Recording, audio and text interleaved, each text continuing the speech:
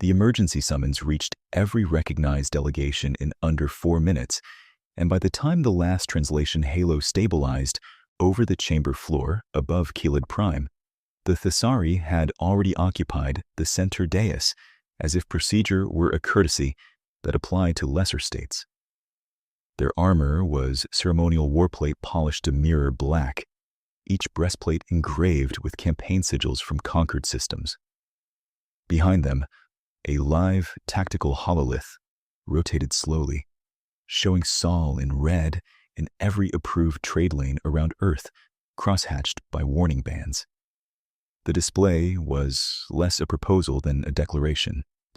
Counselor Terran of the Valeri clicked her mandibles once in formal protest. This session was called for review, not enforcement. High Commander Vorash Reed did not turn toward her.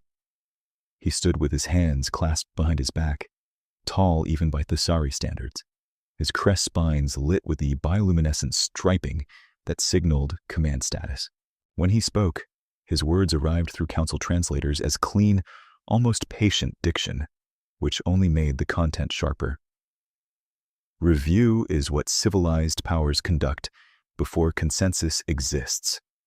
Consensus exists. He gestured toward the rotating model of Sol. Earth is to be designated a restricted zone under Thesari Enforcement Authority. Public rationale. Quarantine of an unstable emergent species. Strategic rationale. Prevention of corridor contamination by an emotionally volatile polity with expanding naval reach. A rustle moved through the chamber tiers.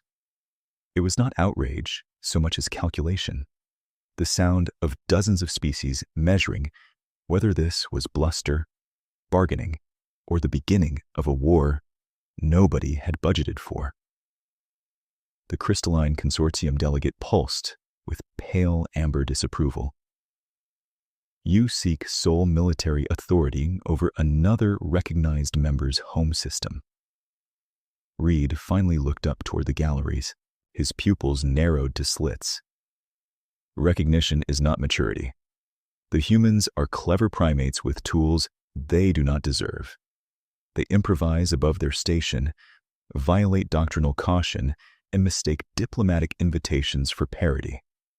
Warrior civilizations have obligations. We shepherd lesser bloodlines for galactic stability. The phrase carried across every translation channel, precise and deliberate. Several delegates looked toward the human row, where Ambassador Elena Markovich sat with her hands folded on the rail and gave no outward sign that the insult had landed. Reed continued, and now the performance began in earnest. Your chamber has watched their growth with sentimental fascination. You mistake novelty for virtue. Human shipping networks spread through high-value corridors with no accepted discipline architecture. Their officers speak of law while arming civilian logistics spines. Their media celebrates defiance as if it were governance. This is not sovereignty, it is adolescence with engines. He let the words settle.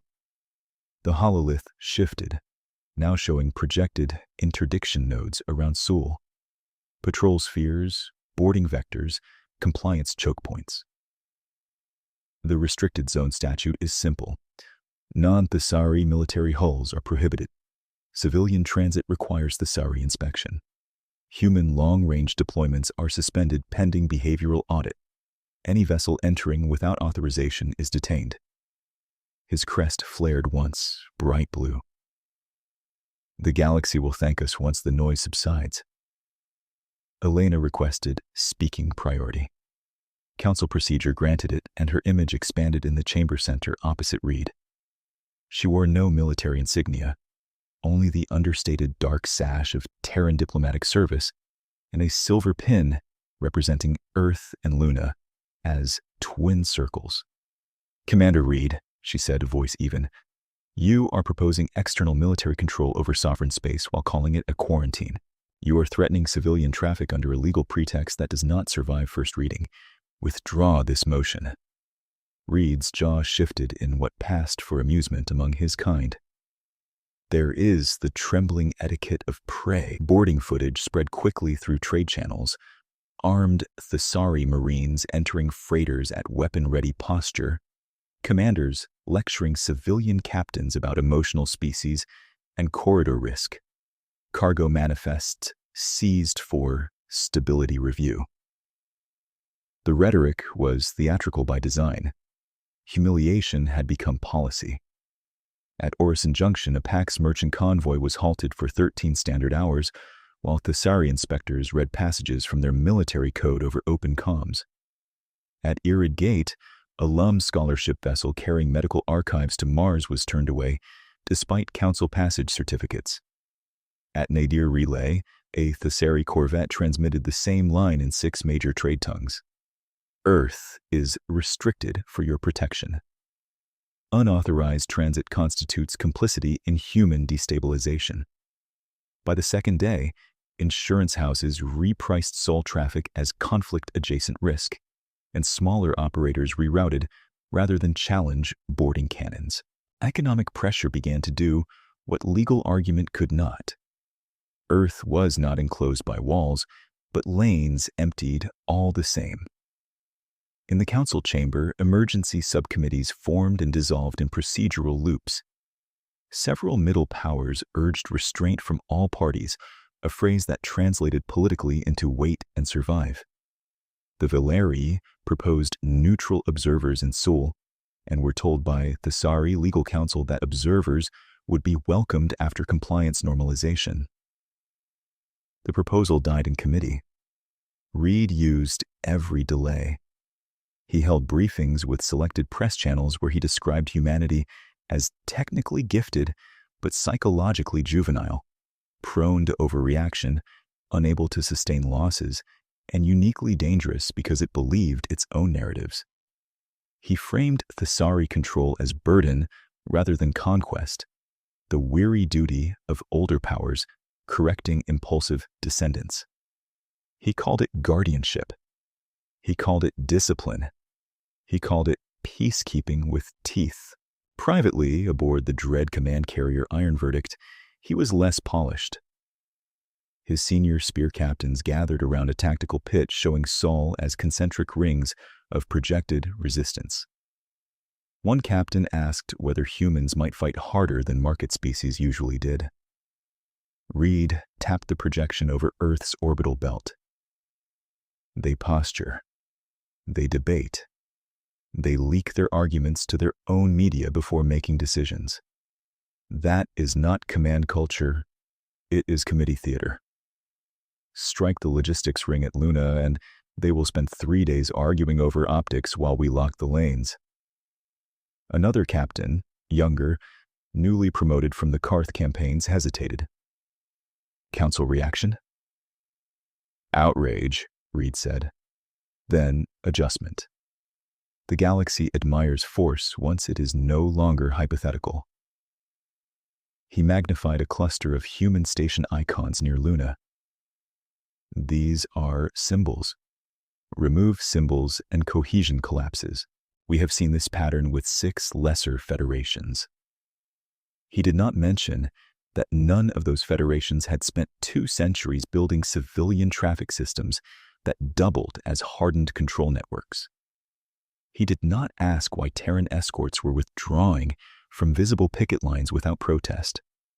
He interpreted silence as fear, because fear was what his doctrine taught weaker species to display.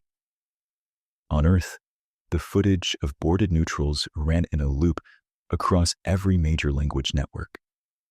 Parents watched the Thessari Marines marching through cargo decks and saw occupation rehearsed in public. Dock workers on Ceres passed clips to one another between shifts, noting the patrol timings and patrol gaps with quiet, practical attention. On Luna, casualty response teams reviewed interdiction reports and requested contingency authority before anyone had admitted a shooting war existed. The council continued to call for dialogue. The Thessari continued to tighten their temporary perimeter. In 12 systems, Trade ministers advised compliance until tempers cooled. In 3 systems, quietly, military attachés sent encrypted inquiries to Terran Command asking what exactly humanity intended to do if the perimeter became permanent. The answers did not come in speeches. They came as requests for shipping tonnage, medical reserve inventories, relay access agreements, and one peculiar Valeri memorandum asking whether their long-range jammers could be integrated with human rescue corridors under emergency law. That memorandum was acknowledged in 42 seconds and marked for operational compatibility testing. By the end of the week, the central tension had hardened into something the Council could no longer misname as misunderstanding. The Thesari were staging an annexation disguised as quarantine, and humanity was preparing a response that looked, from the outside, unnervingly like administrative paperwork. Ambassador Elena Markovich left the chamber after midnight, Kaled standard, and crossed a quiet diplomatic concourse where the viewports showed the planet's storm bands turning beneath station lights. She found Admiral Sophia Hale in a secure alcove converted from an archival suite, 3 doors from the human delegation wing. Hale had arrived without public notice and wore plain service black with no flag patch, only rank tabs and the fatigue of someone sleeping in 90-minute intervals. On the wall display behind her, Seoul rotated with layers of civilian overlays that did not resemble military maps until one noticed the redundancy routes and latency windows. Cargo tugs, medical ferries, convoys, refinery drones, and orbital maintenance skiffs sat in color-coded webs that could be retasked in seconds. At first glance, it was traffic management. At second glance, it was battle space architecture, built under legal statutes nobody had cared to read. Elena stepped inside. The door sealed. He went public with the Shepherd line. "I saw," Hale said. "He wants the insult on record, so backing down costs him legitimacy. That means he will escalate to prove he meant it." He also used the phrase, trembling etiquette of prey. Hale exhaled through her nose, almost a laugh. "If he keeps briefing like that, our recruitment offices can take the month off." A second officer looked up from the side station.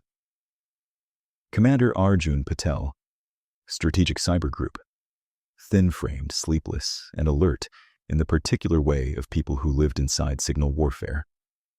He slid a packet across to Elena. "We mapped 12 Thesari propaganda relays feeding the boarding lectures. Same script cadence, same semantic anchors. They are not just talking down to the galaxy, they are conditioning it. Normalize interdiction. Normalize obedience." Elena scanned the file. "Can you disrupt without attribution?" "We can do better," Patel said. "We can mirror their own telemetry channels when they enter Seoul, feed them precise lies, and let their honor-link doctrine do the damage for us. Not now. Later, if authorized." Hale tapped the rotating map. "First priority is civilians. We have pre-cleared evacuation corridors and stagger points already loaded.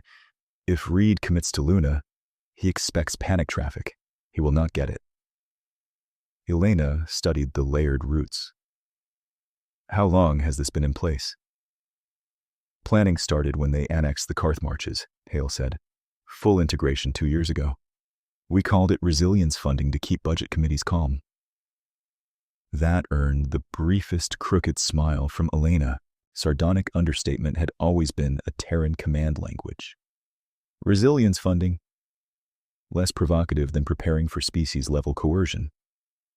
A soft tone signaled incoming from deep command channels. Hale opened it. The display shifted to outer system telemetry, mostly cold dark and sensor noise, then highlighted several faint tracks in ice shadow orbits beyond Neptune. No identifiers, no transponder handshakes, just mass and silence. Elena looked at Hale. "Ninth Reserve?" Hale neither confirmed nor denied.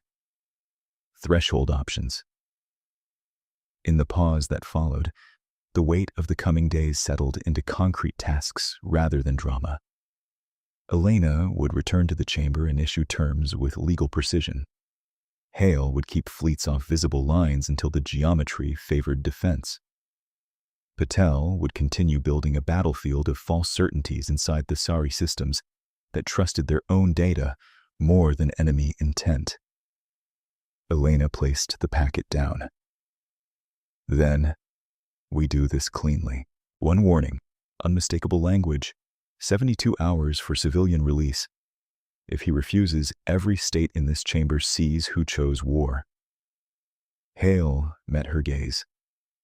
For 2 centuries, we chose patience over pride. We can still choose patience, but not surrender. Outside the alcove, Keelid Prime turned through darkness and dawn, and in the emergency chamber 3 corridors away, clerks prepared translation records that would soon become evidence. Clerks were still aligning translation matrices when Elena walked back into the chamber and requested immediate priority under emergency procedure. The hall lights dimmed to arbitration levels, cooling every color except the red warning bands around Sewell, and for a moment the only movement was the slow turn of the hololith and the slight drift of envirovapor above the delegate tiers. Reed remained at center dais, armored, unmoved, as if he had been carved into the platform while everyone else shuffled around him. Elena's projection opened opposite his. She did not look at the galleries first, and she did not look at the press sphere, waiting to archive reaction shots. She looked directly at Reed. Let the record show this response is formal, final, and unambiguous. Earth will not submit to external military control. The Sari interdictions against civilian traffic bound for Sewell are unlawful and will be treated as acts of war if they continue. All detained civilian vessels are to be released within 72 standard hours, with manifests intact and crews unharmed. Any demonstration strike inside Sewell will be interpreted as deliberate escalation under Council Convention 17 and prosecuted accordingly. She paused exactly long enough for translators to settle the terms. For 2 centuries, she continued, humanity has chosen patience over pride in this chamber and beyond it. We preferred negotiated stability to symbolic victories. Do not misread that record. Patience is not surrender. Restraint is not weakness. You are still in time to stand down. The chamber held silence with effort. In 3 upper rows, aides leaned into private slates to verify legal references. Councillor Terran of the Valari sat rigid, mandibles still, eyes fixed on Reed rather than Elena. The crystalline delegate's facets dimmed to a troubled blue. Nobody spoke over her warning, which, in council practice, was itself a signal that everyone understood the line had been drawn in enforceable language.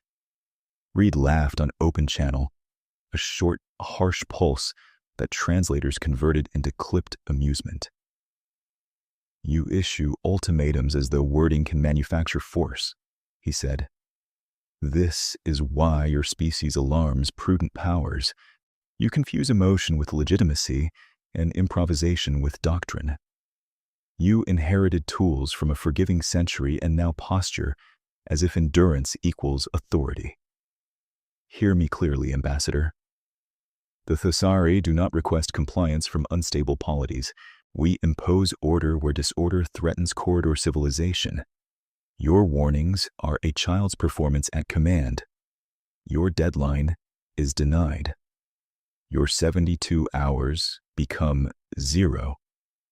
He turned his head slightly toward his adjutant, never taking his eyes from Elena. Transmit directive Black Current. Demonstration strike authorized against Luna Logistics Ring.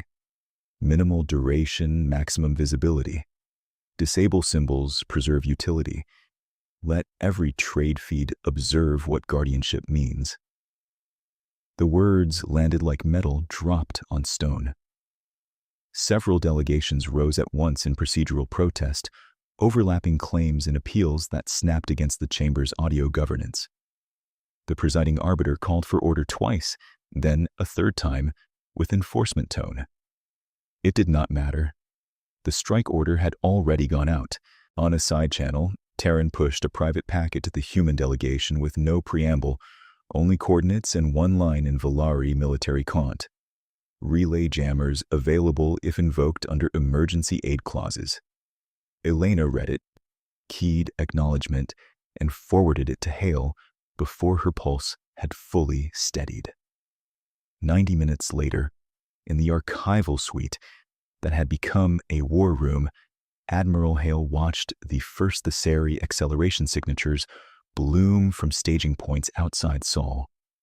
The room's wall display stacked civilian corridors, rescue lanes, and interdiction vectors into a lattice so dense it looked almost decorative until one layer vanished and another snapped into its place. Commander Patel sat at the signal console with both sleeves rolled and 3 linguistic models running in parallel, mapping Thessari Honor Link telemetry grammar for exploit windows. Elena entered without ceremony. He transmitted the order in full session. "I know," Hale said. "We caught the burst before Council Lag finished retranslating it." Patel did not look up. Their command net shifted from propaganda cadence to strike discipline. They are locking formation authority to spear captains and tightening validation thresholds. That helps us, paradoxically. Rigid trust trees are easier to mirror once we seed authentic traffic. Elena exhaled, one controlled breath. Any movement on detained civilian hulls? 4 released, 2 still held at Orison, 1 missing transponder handoff near Irid Gate, Hale said. Search drones are already moving under medical tags. She expanded Sol until Luna filled half the wall, bright arcs of logistics stations and freight spindles, circling in orderly bands that now carried evacuation overlays in amber and white. "We respond now," Hale said, voice flat with decision. "Protocol, lantern glass. Evac corridors live. Vac. Civilian network shifts to hardened command lattice. Visible pickets withdraw to decoy distance. No panic broadcasts, no triumphant messaging. We keep lanes clear, keep people moving, and make them commit into geometry we control." Elena nodded once. "Council witness?" "Every channel they tried to weaponize," Hale replied.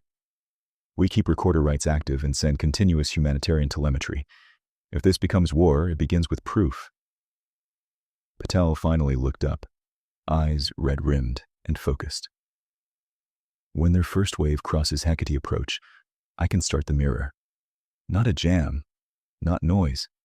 Clean, false proximity calls signed in their own command syntax. They will believe each lie because it sounds like doctrine." Elena rested 2 fingers on the console edge, the smallest gesture of assent. "Do it within convention bounds. We break fleets, not law." Hale met her gaze. "Understood." Outside Kalid Prime, under official language and collapsing patience, humanity chose to answer. High Spear Captain Jorvan Tesk of the Thessari 3rd Vanguard expected resistance to announce itself as clutter, frantic distress bands, undisciplined burns, cargo trains colliding with defense boats as fear outran command. That had been the pattern on 6 prior pacifications, each ending once infrastructure flamed and local governments begged for terms. He stood in the command cradle of the cruiser Valiant Rend and watched Sul grow across the tactical glass, bright and still, while his formation spread into layered spearheads with textbook precision. "Signal all groups," he ordered. "Maintain intimidation profile, tight wedges. Active broad-spectrum hails. We want them listening while they panic." His comm officer clicked assent. "Broadcast package cycling in 12 trade tongues. Advisory line includes guardianship clause." Tesk allowed himself a thin crest flare of satisfaction. Doctrine had rhythm. Advance, declare, strike symbolic nodes, absorb the predictable outrage, then administer compliance architecture while neutral powers adjusted to the new normal. Reed understood political warfare better than most old-school warlords. Humiliation saved ammunition. Then, the expected panic never appeared. Freighter traffic around Luna thinned in patterned increments, not chaotic bursts.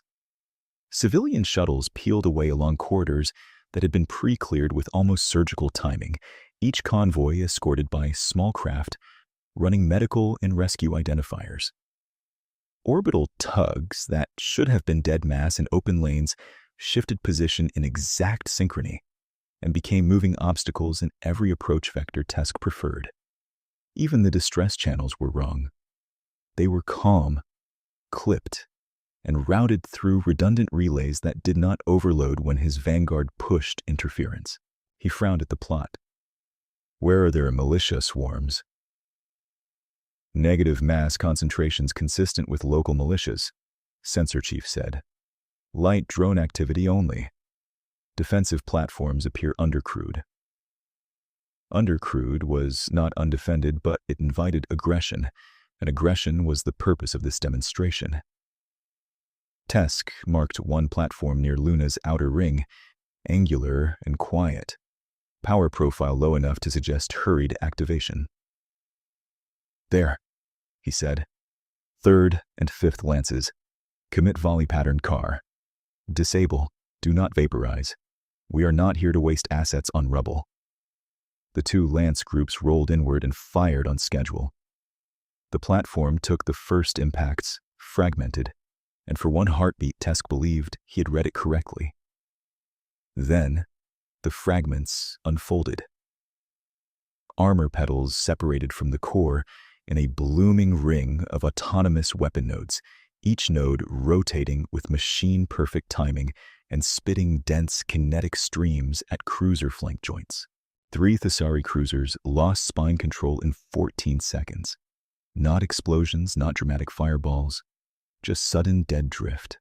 Lights stuttering, whole sections sheared where thrust geometry could no longer hold. On the Valiant Wren Bridge, battle chants stopped mid-phrase. Counter battery, Tesk snapped. Collapse the pedals. Already firing. Too late, weapons replied. They are dispersing into debris signatures. The nodes vanished into the clutter of their own shredded casings and the orbital junk field beyond, indistinguishable from wreckage unless one knew which micro-impulses to track. Tesk's jaw tightened. Clever. Infuriatingly clever. Reform wedges. Tighten spacing, we push through. The order reached his flank captains and came back with contradictory acknowledgments. One reported clear lane. Another reported proximate friendly hull crossing from port. A third transmitted collision warning and requested emergency vector inversion. Tesk checked his own glass. His ships were where they should be. Yet telemetry overlays began to disagree by fractional degrees. Then, whole arcs, each call signed with proper honor link certs and command hashes no enemy should have been able to forge. Comms. Verify source.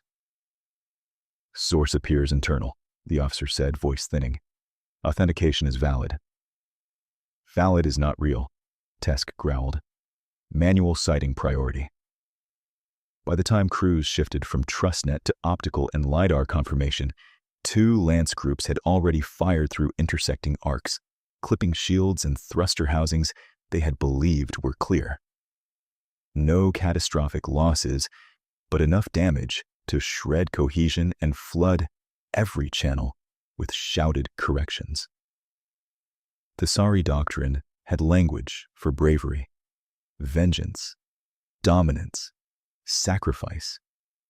It had very little language for being made to look foolish in front of witnesses. From Earth Luna Defense Command, Captain Miriam Okafor watched the same confusion render on a clean tactical wall and refused the urge to celebrate early. Her station sat 3 levels below the public operations floor, inside a room with no windows and too many clocks. One clock tracked Sol Standard. One tracked Kelid Prime.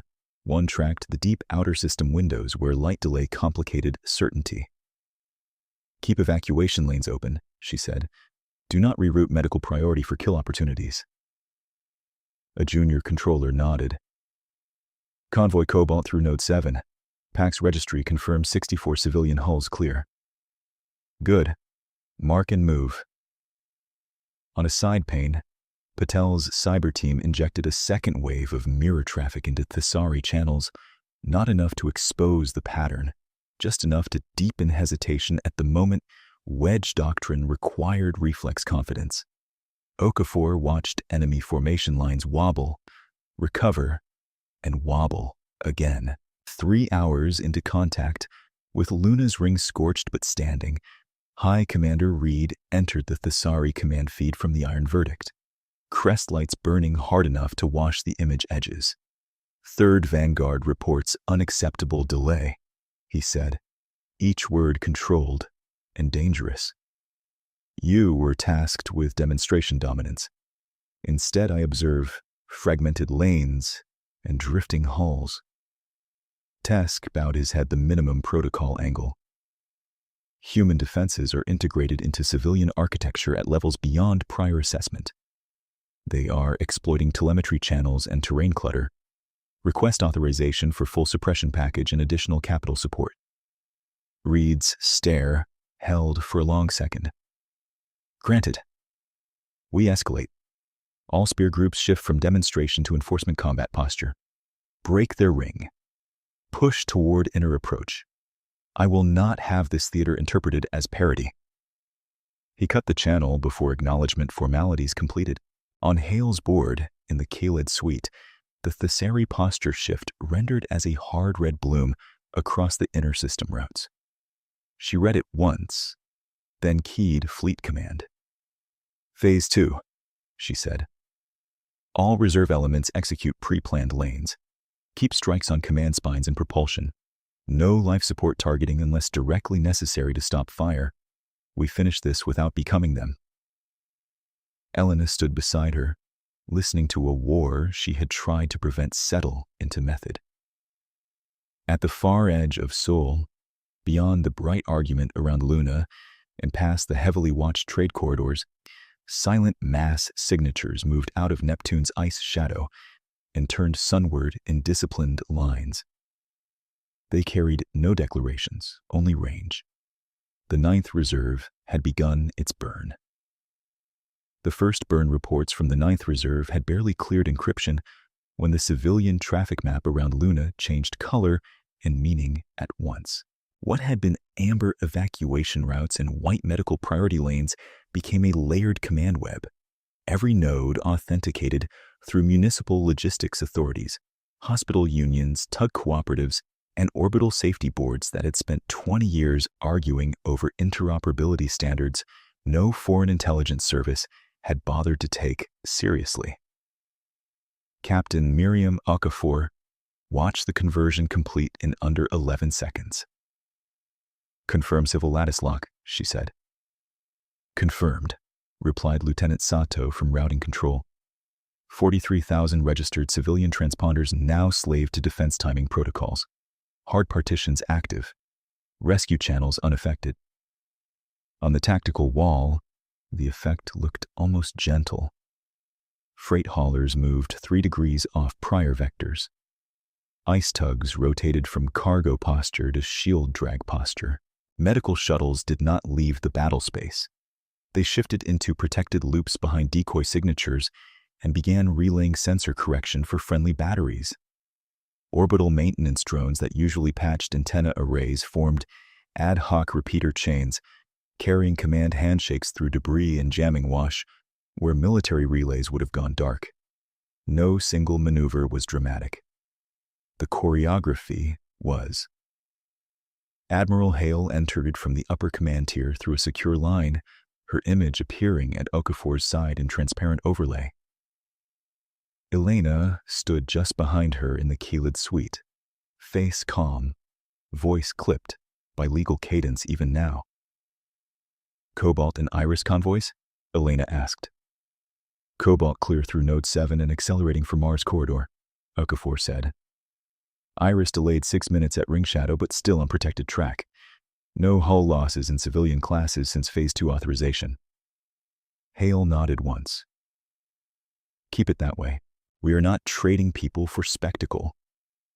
Outside, Thesari spear groups tried to rebuild intimidation geometry and kept finding moving walls where open lanes had existed seconds before. A line of 6 oar tugs from Tycho Guild 7 drifted in loose stagger, broadcasting engine faults and towing permits in clear trade code. Thesari flank captains read them as clutter and pushed to thread the gap. At pre-planned marks, each tug dropped ballast pods fitted with reflective foil and microthrusters. The pods blossomed into sensor-bright phantoms, splitting fire control confidence across 40 false contacts while real human defense boats cut laterally under silent running and tagged command spines with precision kinetics. On the Thesari cruiser Iron Talon, Spear Captain Derek slammed a claw against his console rim. "Why are mining tugs maneuvering like escorts?" he snapped. His tactical officer's mandibles clicked in disbelief. "Because they are receiving fire grid updates from civilian beacon mesh. Sir, the mesh is not auxiliary. It is command infrastructure." Derek stared at the display as another cluster of harmless-looking service craft pivoted to screen a medical convoy from his own gunnery line. He could have fired through them and struck the human battery behind. He did not, because 2 Council observer feeds were recording, and even Thesari doctrine drew a distinction between dominance and visible massacre. In that heartbeat of hesitation, the battery fired first and stripped his forward sensor crown. Across the inner system, versions of the same lesson repeated. Human logistics did not collapse under stress because it had been designed to become something else under stress. Rescue dispatchers routed casualty craft and ammunition tenders through the same queue architecture. Civilian pilots followed traffic law, and by following it, executed defense plans that Thesari doctrine had dismissed as bureaucratic clutter. 19 minutes after the 9th Reserve began its burn, the battle around Luna stopped looking like a punitive strike and started looking like a test the Thesari had not studied for. At Earth Luna Defense Command, Patel's team fed Okafor a concise assessment. Thesari fire discipline down 17%, formation confidence degrading in pulses tied to command verification cycles.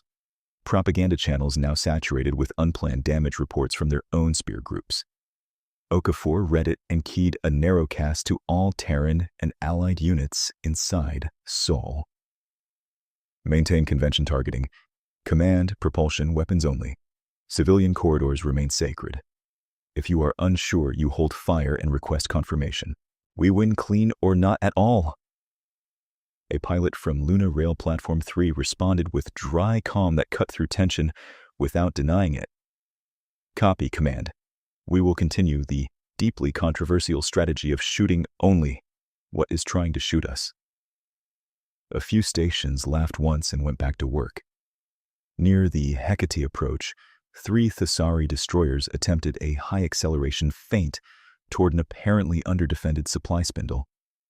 The spindle was real, crude, and carrying food stock for Mars transfer, but its docking ring had been retrofitted years earlier with emergency tractor nodes for collision control.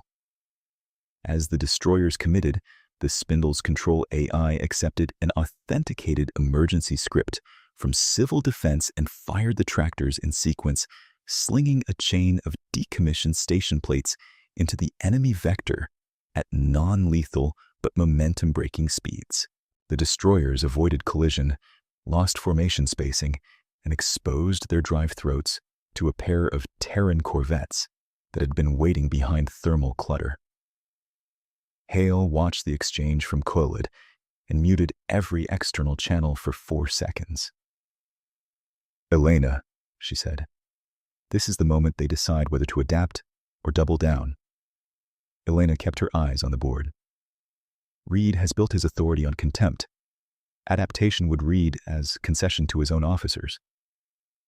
"Then he doubles down." "He already has." A priority alert flashed from Orison Junction. The 2 civilian ships still under Thesari detention had been released at last, battered but intact, and were now escorted by Volari cutters through declared humanitarian lanes. Terran's office sent no speech, only packeted telemetry proving compliance with the release clause. Elena let out a breath and forwarded the data to council arbitration with one line attached: civilian release noted and archived. Combat liability for prior detention remains pending. The distinction mattered. It told watching governments that humanity was not abandoning law because law had failed to stop the first strike. As the hour turned, the civilian mesh began its second function. Every dock union scheduler, emergency clinic dispatcher, and orbital tow coordinator in Seoul became a distributed sensor analyst. They flagged anomalous thrust signatures, tagged debris drift that did not match expected vectors, and fed that information into military prediction engines without waiting for central permission. Thesari captains were trained to defeat fleet commanders. They were not trained to outmaneuver 3 million ordinary specialists sharing timing data across labor networks. On the valiant Rend, Tesk received 7 separate alerts that his right spear had clear passage toward inner approach. Visual confirmed only 3. 2 were sensor ghosts he now recognized too late as deliberate bait.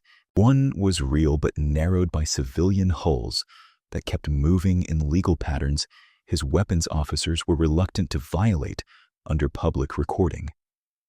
He felt the battle becoming political geometry rather than pure force projection, and that angered him more than losses. He opened a direct channel to High Commander Reed. "3rd Vanguard to command," Tesk said, voice formal and tight. "Human system behavior indicates pre-planned militarization of civilian infrastructure at strategic scale. Recommend immediate doctrine revision. Treat all Sol logistics architecture as dual-use threat environment. Request authorization for area denial and deep strikes against command lattice nodes."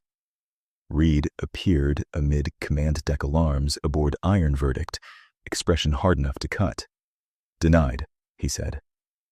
"Area denial against civilian architecture under observer feed hands our enemies narrative victory while preserving their core capacity. You will break armed resistance with disciplined force. You will not advertise strategic frustration as loss of control."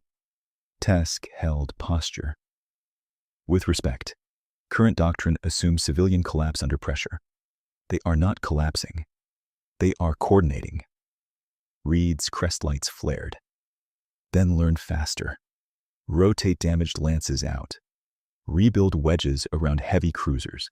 Advance in layered shells and force them into direct exchange where numbers decide outcome. I am committing 2nd Hammer and 4th Crest to your axis. Hold your composure, Spear Captain. We did not cross into Seoul to be instructed by merchants and medics." The channel cut. Tesk stood still for 3 breaths, then turned to his bridge officers. "You heard command. Regroup around heavy hulls. Strip non-essential bandwidth from ceremonial channels and route to fire control verification. Any captain firing on uncertified tracks will answer to me in person." His gunnery chief hesitated. "And the civilian mesh?" "We stop pretending it is background noise," Tesk said. "Mark every tug, ferry, clinic barge, and maintenance cluster as potential tactical actor. If they shield combatants, classify obstruction under combat protocol with recorder annotation. We remain within doctrine even if doctrine now tastes like ash." The order went out. It helped, but not enough. From his command cradle, Tesk watched a Thesari boarding cutter attempt to secure what appeared to be an abandoned relay buoy. The buoy transmitted a distress ping in flawless old trade code, complete with registry signatures. As the cutter approached, the buoy dumped a compressed burst of authenticated Thesari maintenance instructions stolen from prior intercepts and wrapped in current timestamps. For 9 seconds, 2 nearby spear groups accepted the packet as friendly command update and altered orientation to avoid a non-existent reactor plume. Human rail batteries use those 9 seconds to disable one cruiser's dorsal command fin and force another out of line. 9 seconds. Tesk would remember those 9 seconds longer than any shouted battle hymn. Aboard Iron Verdict, Reed convened a compressed war council as damage tallies climbed. Senior captains projected confidence in the formal language of rank, but the fractures were visible in timing delays and in the way no one repeated the old line about human emotional volatility. They had seen disciplined restraint under fire, civilian compliance without panic, and targeting patterns designed to cripple fleets while leaving crews salvageable. The picture did not fit the doctrine that had justified this campaign. Prime Analyst Sarek, a political officer usually relegated to post-action narratives, broke protocol and spoke first. High Commander, the premise of this operation was that humans lacked cohesive command culture and would fragment under symbolic strikes. Evidence now indicates the opposite. Their command culture is diffused through civil institutions. We targeted symbols and activated systems. Reed turned slowly toward him. Are you advising withdrawal? I am advising recalibration before cumulative embarrassment degrades strategic authority beyond this theater, Sarek replied. Our losses are manageable. Our narrative losses are multiplying.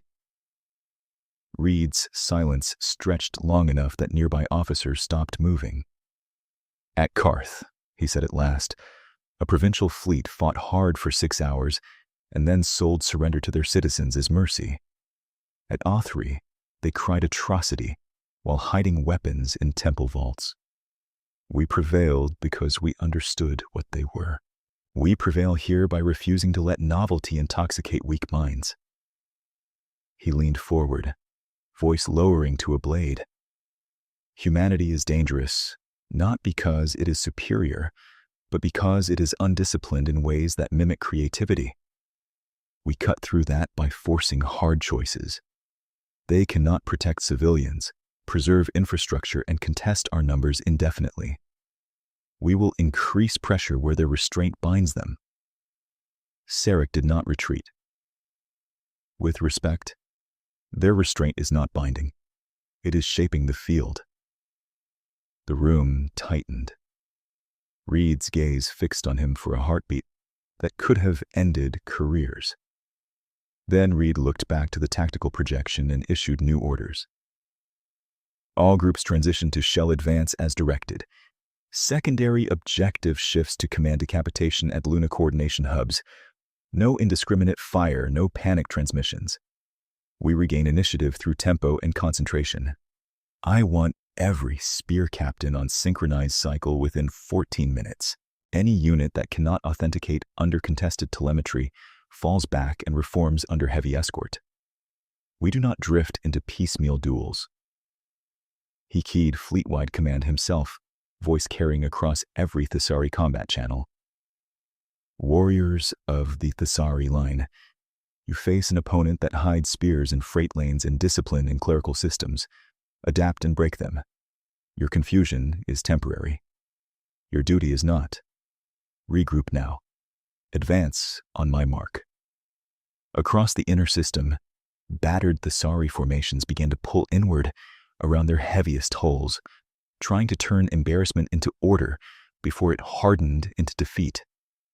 Human operators watched the regroup with professional attention and no triumphal noise, because the first surprise had landed, the tide had shifted, and the harder phases were still approaching fast.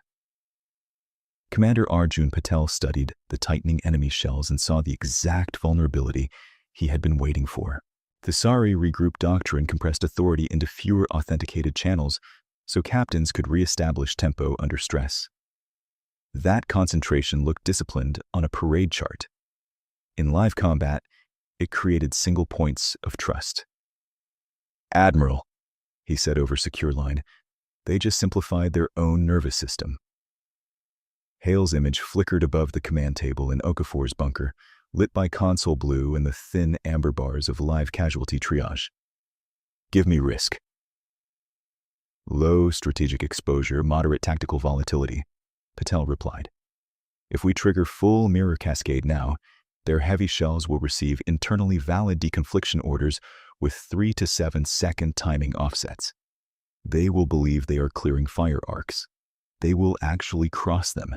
We can force hesitation at scale without spoofing surrender channels or medical identifiers. Elena's voice entered from Kaelid, precise even through compression. Convention compliance.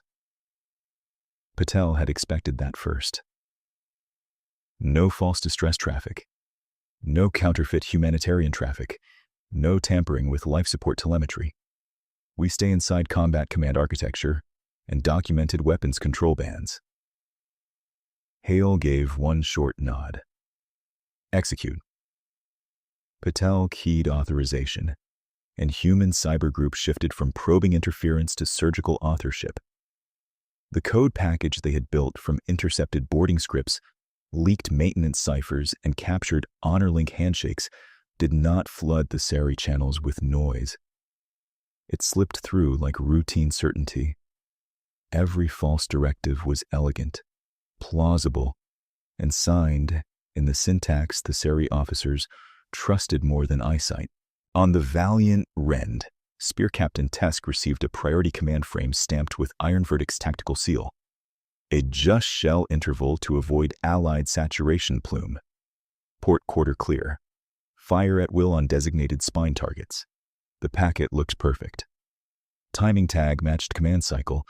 Cryptographic lattice matched fleet authority. Port quarter clear. Fire group 2, Tesk ordered.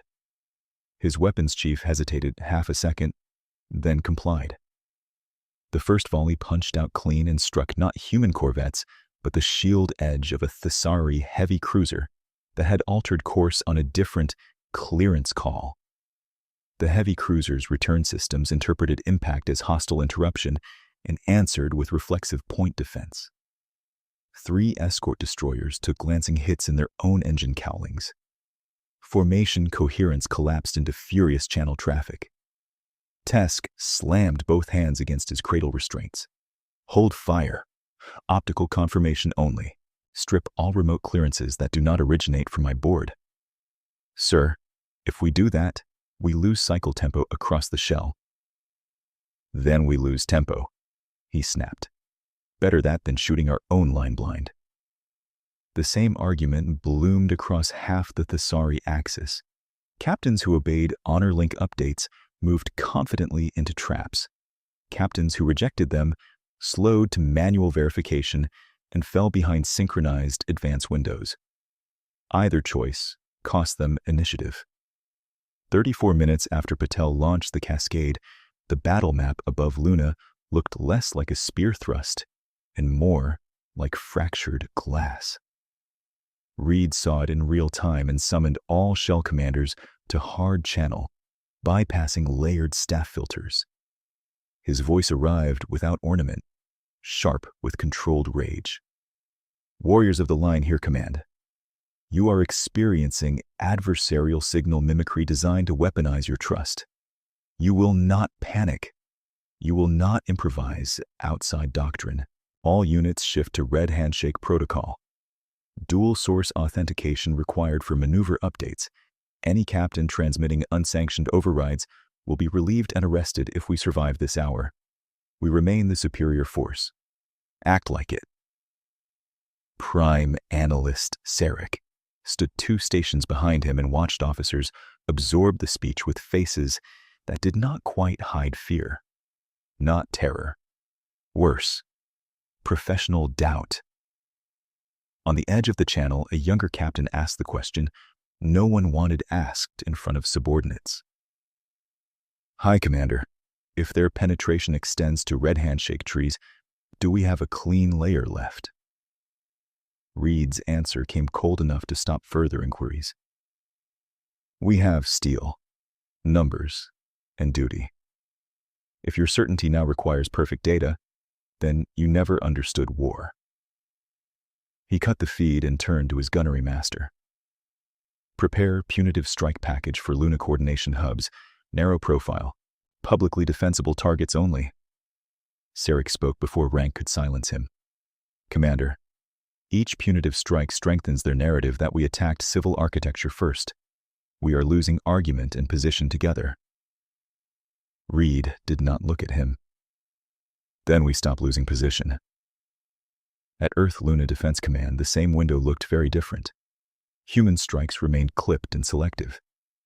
Disabled Thesari ships drifted with command spines shattered, engines dark, crew compartments mostly intact.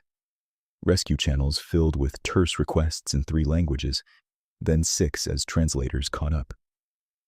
Okafor listened to one request from a Thesari damage control officer whose tone carried equal parts pride and desperation. Unidentified Terran medical unit.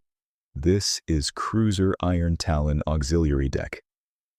We have decompression injuries and power instability. We will not surrender vessel. Request emergency seal foam and reactor stabilization advisory under Council emergency law.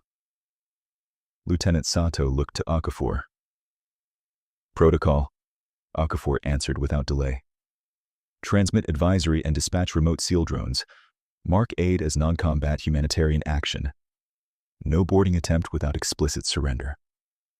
Sato blinked once, then nodded, and sent it. On Iron Talon, Spear Captain Derek listened to Terran medics walk his crew through containment steps in calm, technically precise language, while their own fleet command demanded renewed offensive pressure. The contradiction settled like weight in his chest. The species he had been told were undisciplined predators of emotion were fighting with exacting restraint and sending rescue aid to enemies still firing at them. He muted his bridge for 2 breaths and asked no one in particular, "What kind of prey does this?" No one answered. An hour into full mirror operations, the wider galaxy began to understand that Sul was not a local border quarrel. Council observers at Keled forwarded unbroken telemetry feeds to neutral capitals. Trade guild analysts who had expected market panic instead saw civilian throughput continue under attack because Earth's logistics law had been written to survive coercion. Velari relay jammers, formally activated under emergency aid clauses, masked humanitarian corridors from opportunistic raiders and quietly broadened human cyber windows by narrowing Thesari line of sight verification. Counselor Terran sent Elena a private note, while arbitration committees argued over wording. We offered jammers expecting delay. You used them to protect civilians and expose doctrine failure. Debt acknowledged. Elena read it, archived it, and returned to work. The harder truth for Thesari Command was that human capability was not one weapon or one fleet. It was integration. Dock unions and admirals operated from compatible timing protocols. Medics and cyber operators shared priority matrices. Diplomats fed legal framing into tactical decisions in minutes, not days. Humanity had turned the distinction between civil and military systems into a resilient continuum and then taught millions of ordinary people how to function inside it without ceremony. That was when alien worry became alien fear. 2 hours after Raid's regroup order, Hale opened a fleet-wide channel to all Terran commands, allied support units, and registered civilian control nodes inside Sol. She did not speak loudly. She did not need to. For 2 centuries we accepted condescension because peace was worth the insult, she said. We accepted delays, inspections, and lectures because war costs lives that cannot be replaced. We hoped the Thesari Command would choose prudence when given lawful warning and clear exit. They chose force against civilians and called it guardianship. Hear me clearly. We are not fighting to humiliate a species. We are fighting so no child on Luna, no medic on Ceres, no freight pilot in Mars corridor, and no neutral crew in our lanes will ever again need permission from a bully to exist in transit. Hold discipline. Protect non-combatants first. Break weapons, not worlds. Let the record show exactly why we fought and exactly how. The channel closed to a silence that lasted almost 5 seconds, long enough to register across thousands of ships and stations. Then acknowledgments arrived from everywhere. From a rail platform over Luna, fire control green, convention locks remain hard. From Tycho Guild 7, tug crews continuing shield drag screens. 2 volunteers requesting transfer to casualty tow. From Valari Jammer Command, relay Veil Stable, we remain on station. From a Martian surgical convoy, operating under Red Corridor, ready to receive enemy wounded if escorted. From an orbital school transit coordinator rerouted into emergency dispatch. Civilian queue integrity holding. We can keep lanes open another 9 hours at current stress. Unity had stopped being slogan and become throughput. On Iron Verdict, Reed received updated losses, observed mounting hesitation among spear captains, and made the decision he had warned others never to force him into. He would salvage authority through decisive centerline attack. If he could punch toward Earth itself, even briefly, symbolic dominance might survive tactical setbacks. Set course for Hecate Junction, he ordered. All operational heavy hulls converge. We force breakthrough toward inner sphere and end this with visibility. Sarek stared at him. Hecate narrows your retreat vectors. It narrows theirs too. Unless they prepared it. Reed's crest flared with open contempt. Your profession sees traps in weather reports. Mine breaks them. The order propagated. The Sari remnants began a grim migration toward Hecate approach, where trade lane geometry compressed movement into predictable corridors between debris fields and relay clusters.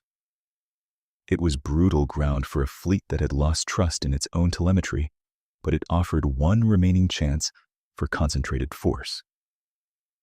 Hale watched the red tracks bend toward Hecate and felt the plan lock into its final shape. She keyed deep command. 9th Reserve declare.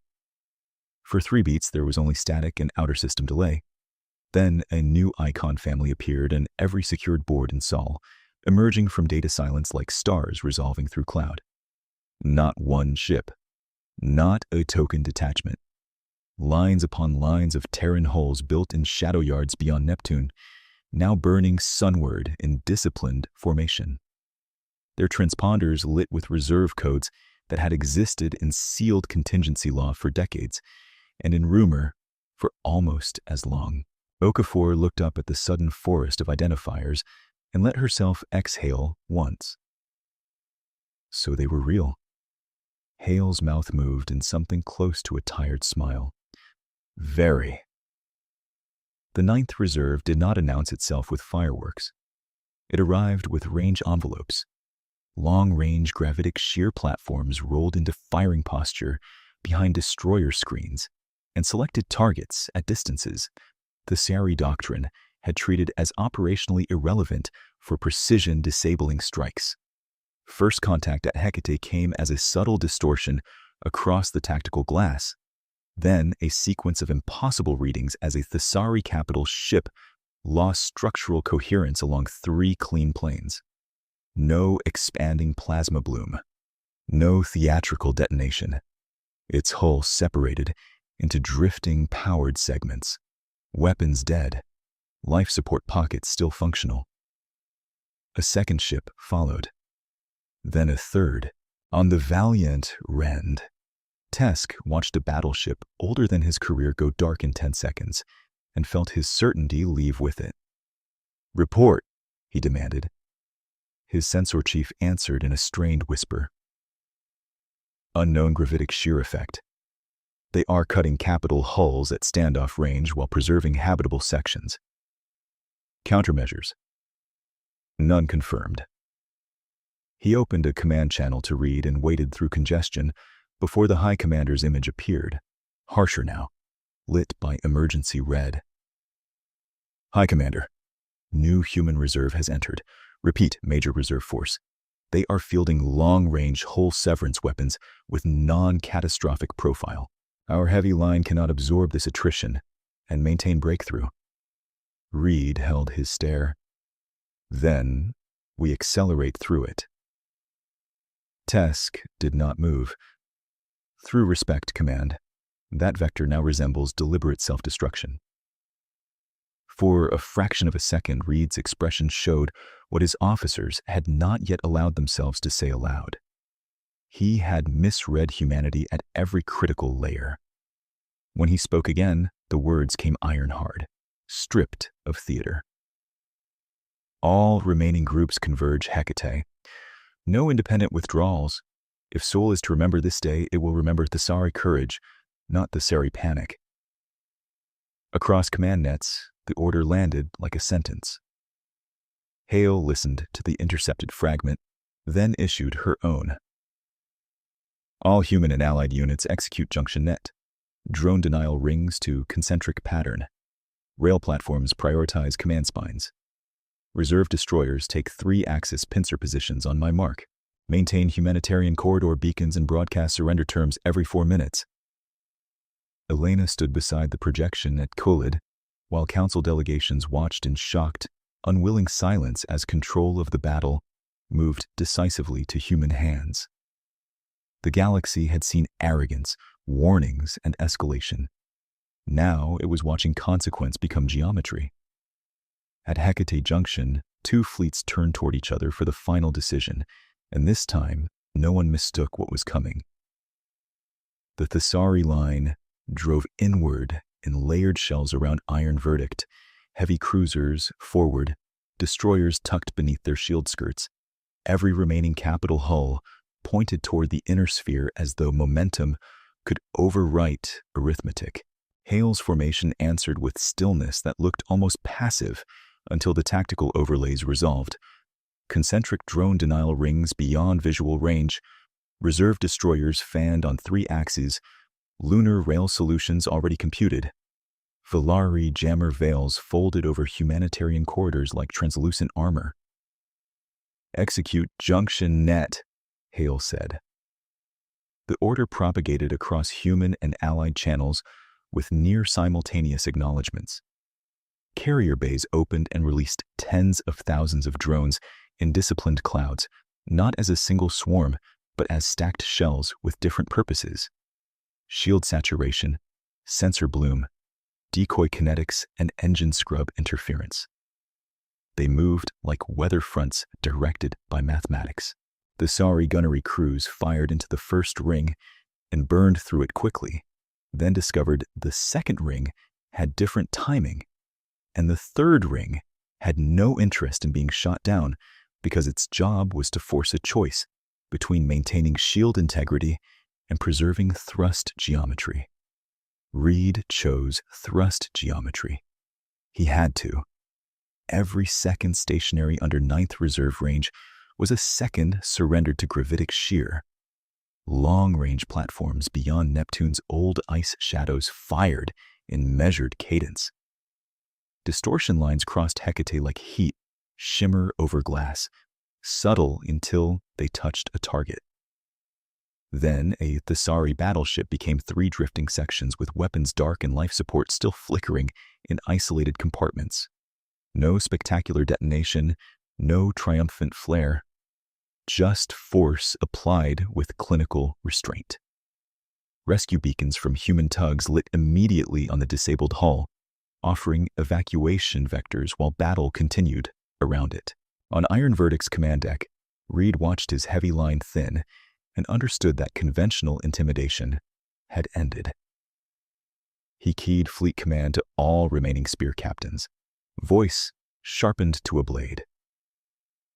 Warriors of the Thessari bloodline, you were not bred for caution under insult.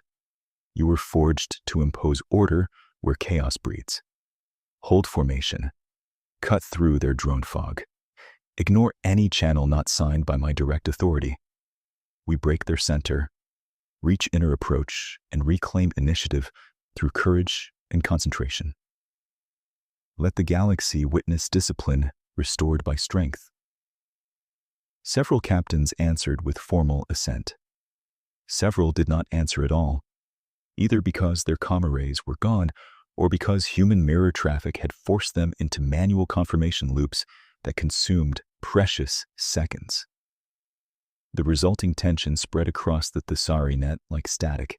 From Luna Rail Platform 5, Commander Imani Reyes marked those gaps and fired on command spines rather than reactor cores.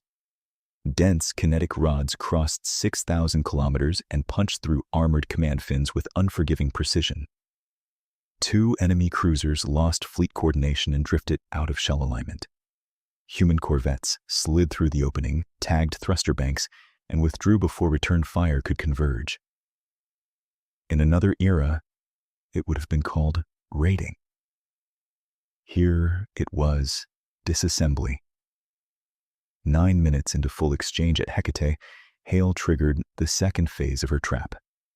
Mass driver chaff dispensers hidden in the junction's debris belts erupted in staggered bursts, seeding corridors with reflective particulate clouds calibrated to mimic capital signatures. The Sari sensors rendered them as phantom fleets, flanking port and starboard. Captains who trusted their optics saw emptiness. Captains who trusted telemetry saw encirclement. Neither cohort could be certain which mistake would kill them faster. Patel rode the edge of that uncertainty with ruthless care. His team injected a narrow sequence of internally valid Thesari deconfliction calls, each offset by fractions of a second, enough to stagger firing windows across the shell. One cruiser held fire waiting for clearance that arrived late by design. Another fired on schedule and clipped the first cruiser's shield edge. Neither hit was catastrophic. Both were humiliating. Both slowed advance. Hale watched the red vectors bunch in frustration and gave the command she had reserved for the point of no return. Civil tug groups, burn pattern Delta Cascade. All units clear lanes 2 through 5. Across Hecate, seemingly mundane industrial craft that had been loitering under salvage permits ignited synchronized engine burns against prepositioned asteroids and dead station masses. The rocks moved with agonizing slowness for 6 seconds, then enough velocity to matter. Retreat vectors behind the Thesari line narrowed, folded, and then vanished into a controlled labyrinth of momentum and debris. It was not annihilation. It was entrapment, with exits left open only toward surrender corridors. On Iron Verdict, tactical displays updated and then updated again, each revision worse than the last. Sarek stared at the changing geometry and spoke with the clipped urgency of someone abandoning career caution. They collapsed the rear lattice. Commander, our withdrawal channels are now conditional and externally controlled. This is no longer breakthrough doctrine. It is containment. Reed's jaw tightened. Then, we force a corridor. With what reserve? Sarek asked, and then wished he had not asked aloud. Reed did not answer him. He opened a direct strike channel to every ship still under reliable command. All combat effective hulls spearhead on my marker. We drive for Earth vector and break their will by proximity. Symbolic penetration remains decisive. Ignore losses, hold course. The order produced movement, but not confidence. Thesari ships accelerated through drone denial rings while human carriers thickened those rings into concentric walls. Shield saturation alarms screamed across alien decks. Engine temperatures rose into unsafe bands. Captains had to choose which system failed first. Hale had been waiting for that choice. 3-axis pincer, she said. Mark. Reserve destroyers from the 9th slashed in from high inclination vectors above the ecliptic, weapons tuned for propulsion kills. Lunar rail platforms fired from below and aft, striking command spines already weakened by previous hits. Human carriers advanced through the middle and loosed fresh drone lattices that knotted around Thesari bow arcs. Volari jammers sealed the engagement bubble from outside interference and prevented opportunistic raiders from approaching the humanitarian lanes. The combined effect lasted 43 seconds and ended the battle as a contest. Iron Verdict took a sheer lance graze along her ventral keel, lost 2 weapon clusters, and bled atmosphere through 100 microfractures before emergency shutters slammed down. A follow-up kinetic strike from Rail Platform 3 shattered her primary tactical mast. Her escorts tried to screen and were stripped of engines one by one.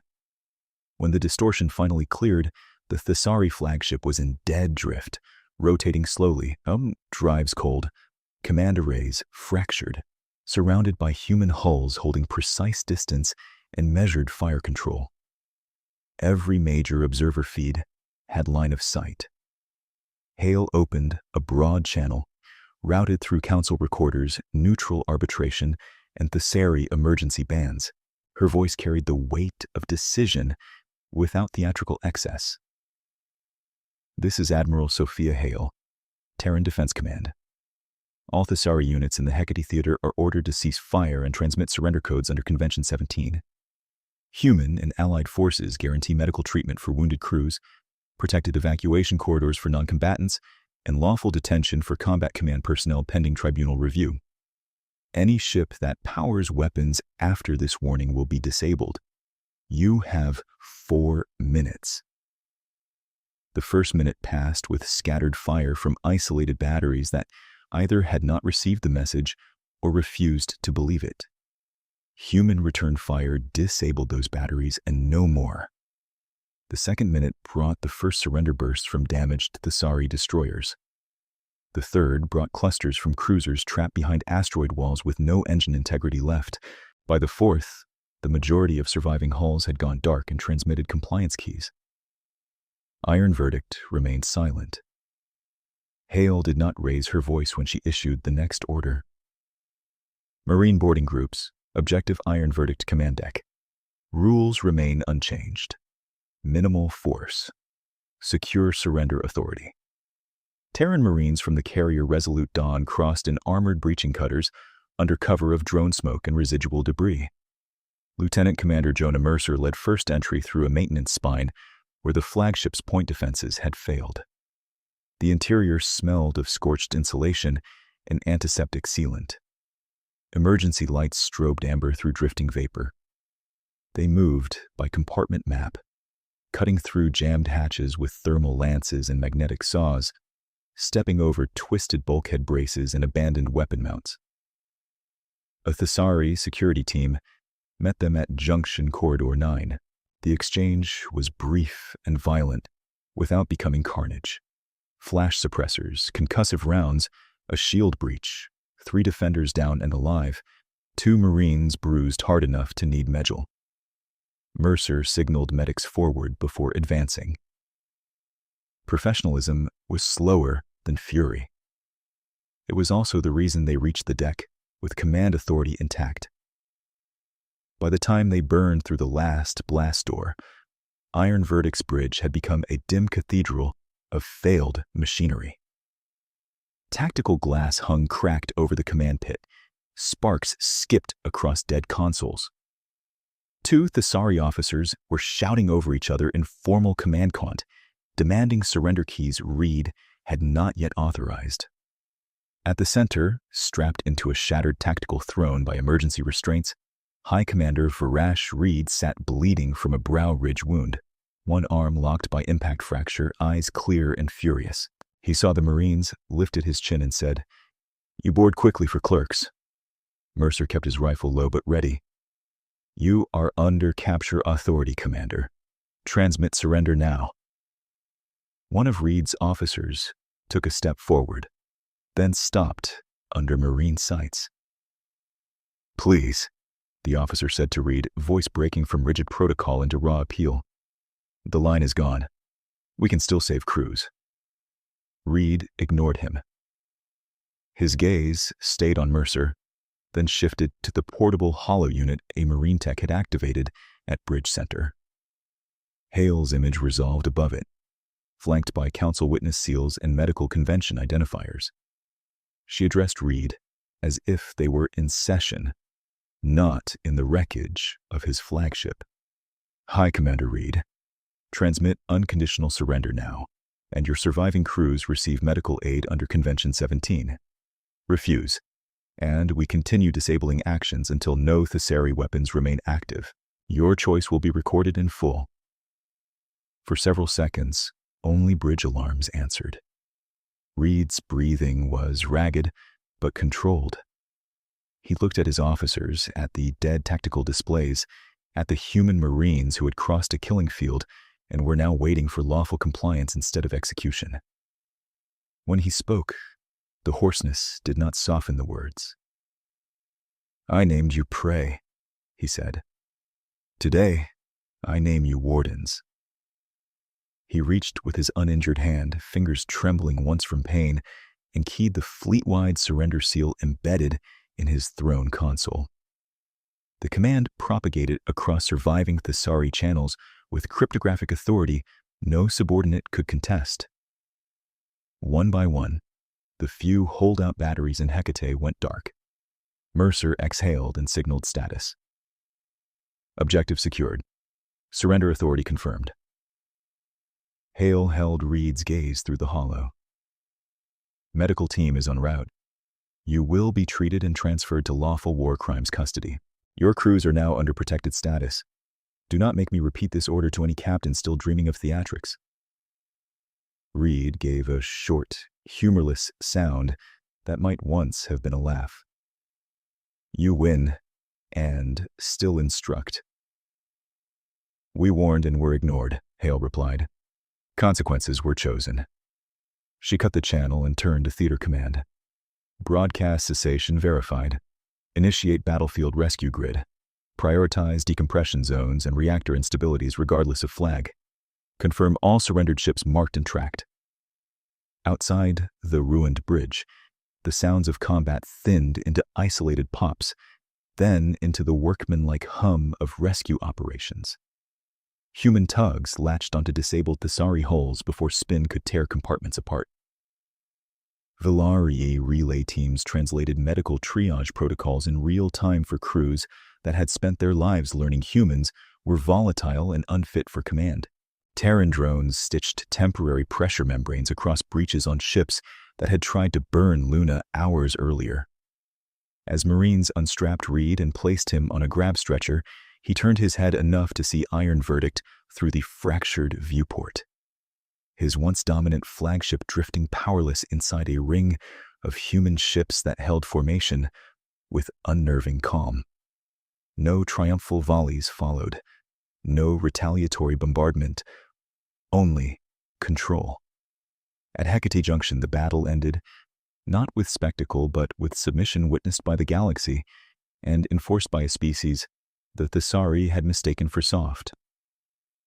The silence after weapons ceasefire lasted less than 20 seconds before rescue traffic filled it.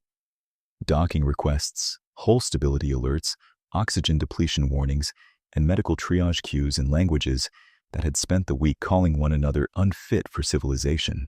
Admiral Hale stood on the command bridge of Resolute Dawn and watched the tactical display shift from red threat markers to amber distress tags. A strike package request flashed at the edge of her board, routed from Earth Defense Secretariat under Emergency Retaliation Authority. The casualty lists from Luna had reached every public feed. The request was clinical, lawful, and devastating. Coordinated strikes against 3 Thessari shipbuilding moons, enough to end their naval capacity for generations. Captain Reyes came onto the command channel from Rail Platform 5, voice rough from 12 hours at battle tempo. Admiral, we can execute if ordered. Window is clean, minimal risk to our line. Hale read the projected civilian labor numbers on those moons, then keyed a full theater broadcast with council witness seals attached. All commands, this is Hale. Retaliation package is denied. We are not here to inherit their methods. We enforce surrender, disarmament, and law. No bombardment of home systems. Repeat, no bombardment. She switched channels before argument could gather momentum. Rescue Grid 1 is active. Terran and allied units will stabilize any disabled hull, requesting aid regardless of flag. provided weapons are cold. Medical corridors are now protected zones. Violation by any party will be prosecuted. No one cheered. They acknowledged and went to work. On Iron Verdict, Lieutenant Commander Mercer supervised prisoner transfer while Terran medics set Reed's fracture and sealed his brow wound. The High Commander watched the treatment with exhausted suspicion. "You keep me alive for ceremony," Reed said. Mercer checked a restraint latch and answered in level tone. "We keep prisoners alive because that is the law you violated and we did not." In the adjacent compartment, 2 Thesari officers who had begged for surrender codes sat under guard, receiving hydration and translation tablets. One stared at the tablet as though it were a trick. The other looked at Mercer and said quietly, "Your medics treated our gunnery chief first. He fired until your Marines cut his console." "He was closest to respiratory failure," Mercer replied. "Triage ignores pride." The officer lowered his gaze and said nothing more. 3 days after Hecate, Elena returned to the council chamber with a stack of authenticated evidence drives and 1 paper folio, because some judges still trusted weight in their hands. The translation clerks who had prepared emergency records at Midnight Kaled Standard were waiting beside Arbitration Council. Their files now contained Reed's shepherd speech, the open channel insult, the 0-hour strike order, the recorded warning, the surrender seal, and every time-stamped medical corridor declaration. Elena placed Patel's original relay analysis packet on the evidence rail as Exhibit 12. Propaganda normalization architecture, predictive script cadence, confirmed by captured command logs. Counselor Terran rose from the Valeri tier and submitted her own attachment. Exhibit 13. Activation logs for Valeri jammers under emergency aid clauses, including corridor shielding and non-interference confirmations. Debt acknowledged, debt repaid. Arbitrator Seln of the Keepers of Knoll clicked through the chain of custody and looked up. And the missing civilian vessel from Irid Gate. Okafor answered by live link from Sol Traffic Command. Behind her, wall screens showed ordinary shipping now threaded through repair tugs. Recovered 41 hours after signal loss. Transponder had been physically removed during detention and dumped with cargo netting. Crew survived in sealed compartments. Tycho Guild 7 tug Larkspur recovered the hull under medical cover. Crew statements are in your docket. The chamber absorbed that in sober quiet. A small detail, filed and closed. Nothing abandoned. The mercy that mattered most came when it was hardest to defend. During sentencing recommendations for occupied Thesari zones, several delegations demanded collective sanctions, relocation quotas, and resource seizure. Luna's dead were still being named publicly, shift by shift. The pressure was not abstract. Elena stood and spoke without heat. Commanders who ordered interdictions and unlawful strikes will face trial.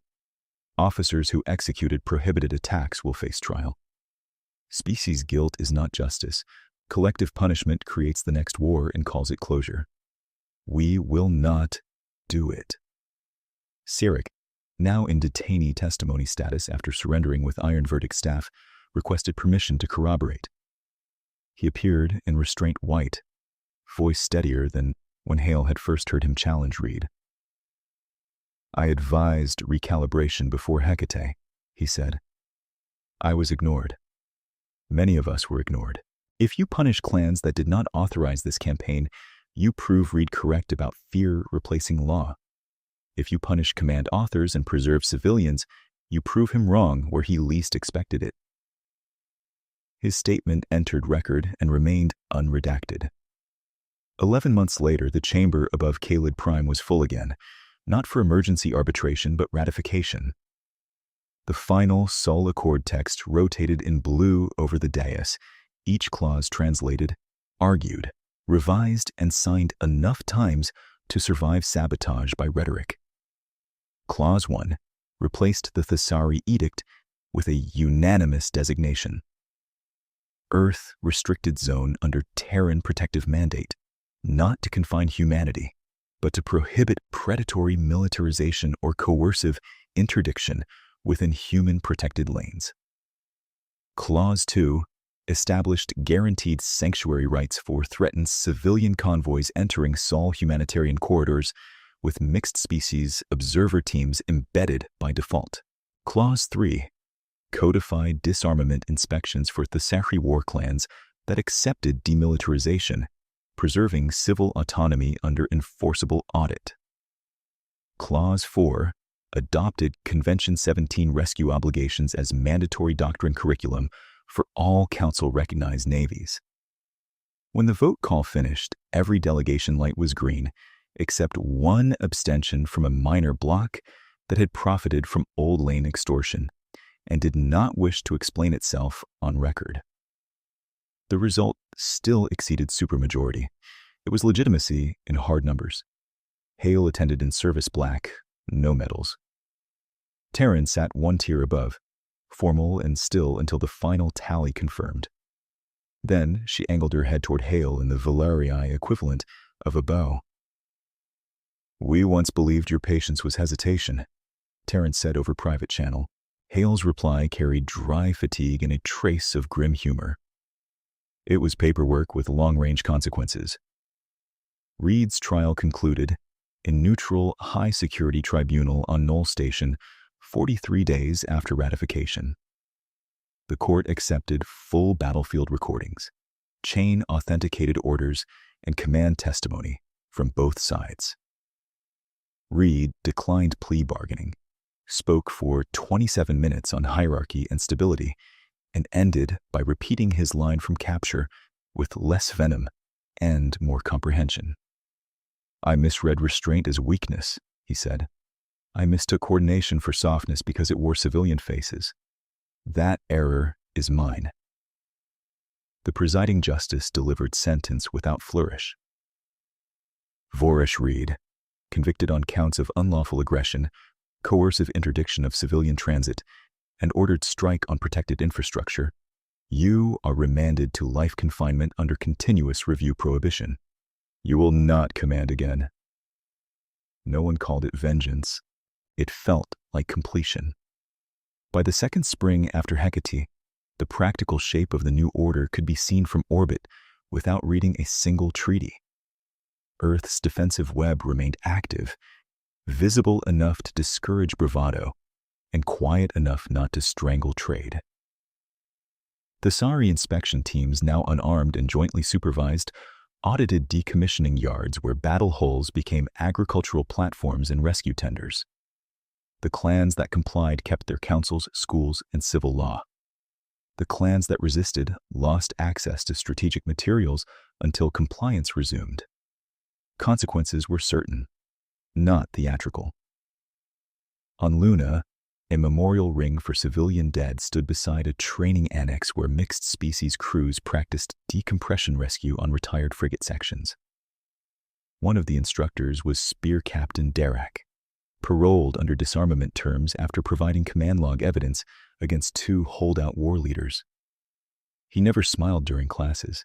He taught SEAL foam deployment with relentless precision and told cadets, 9 seconds of bad data can kill a fleet. 1 second of contempt can start a war. At Sol's outer humanitarian corridor, Convoy Beacon Meridian held station while 32 refugee craft from border microstates completed identity checks. Their worlds had petitioned sanctuary after pirate blocks, tested old predation patterns, and found human escorts now arrived before ransom channels finished loading. Okafor stood on Meridian's operations deck, older by 2 years and exactly as calm, watching children press palms to viewport glass as Earth grew from a bright point into a cloud-swirled world under escort lights. Tycho Tug Larkspur passed on the convoy flank, scarred and repainted, its captain transmitting a cheerful complaint about bureaucratic docking forms that had doubled since peace. "Forms are the price of not being shot at," Okafor said. and the tug captain laughed over open channel. As the convoy crossed the final marker buoy, council beacons along the corridor lit in synchronized sequence and broadcast the doctrine in every major language, then repeated it in archival plaintext for systems that distrusted poetry. Patience offered first. Consequences certain. Protection absolute. The refugee ships continued inward between Terran destroyers holding respectful distance, and Earth waited ahead not as a cage, not as a throne, but as a guarded promise kept in full view of the galaxy.